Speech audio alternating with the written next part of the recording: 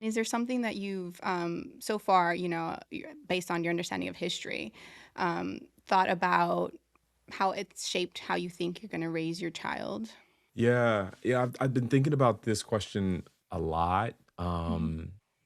One, we're living in this moment where history is being erased Mhm. and in some respects criminalized. I mean, I think about there are laws in several states where if you teach history a certain way, a certain truthful way, not if you lie about history, but if you teach the truth of history in a certain way, you can lose your teaching license. Your school can be penalized. There are laws on the books where you can be criminalized for Mhm.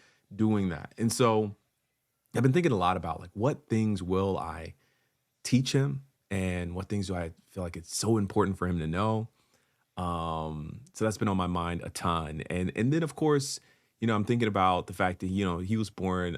I said this somewhere else recently, and I'm so sorry, mom. I'm putting your business out there, bro. My mom was born in 1965, and um, which is the year when the Voting Rights Act was passed and signed into law. And here we are, 61 years later, and it was just gutted by the Supreme Court.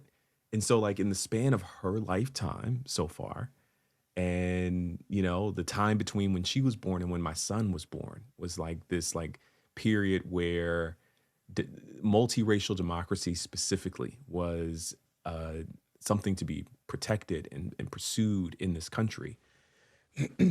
And so I'm thinking a lot about history, I guess is the point. Mhm. And I think what I want for my son is not only obviously to know his history and to be tapped in on all of that, but also to be the kind of person that makes a difference in the world. Not in the like pressure, go be great kind of thing, but in Mhm. the sense that the type of people as you study history are the people who are defiant, who are compassionate and courageous.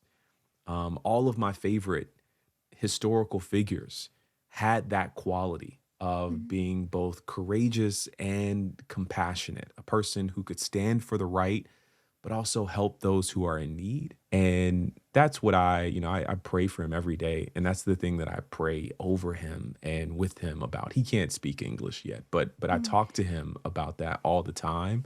And those are the lessons that I've learned from history. I think about a Constance Baker Motley. I think about a Barbara Jordan or more common figures like Martin Luther King Jr. or Stokely Carmichael and others who thought about people and what it meant to represent them and to pursue justice for them, and did so courageously. And that's the kind of person that I want him to be. And what I've realized is I've said this over and over, son, I want you to be courageous and compassionate, courageous and compassionate. What I realized is that I have to kind of model that for him. He will only Mhm. be that if he sees it. And that's made me it's humbled me in some ways. It's made me much more aware of my own actions and the way I show up. And so it Mhm. definitely influences even the way that I show up online in my work, as a result of that. Mhm. Yeah, no, that's beautiful, and that's I think what a lot of us I want to think that a lot of us more than it seems Mm, want that for mm, our children, right? And that's one of the hardest things of parenting is that the lessons we want to instill in them have to be embodied somehow in us, right? Because how else are they going to learn, and that's how I try to live life too, right? I'm trying to actively yeah. participate in making the world worthy of my children. And I Yeah. will continue to say that and try to live by it as well, because it's the truth. We want compassionate, kind, courageous, empathetic children. Like this video? It's just a taste of what's in the Unaparent podcast. Watch the full episode here.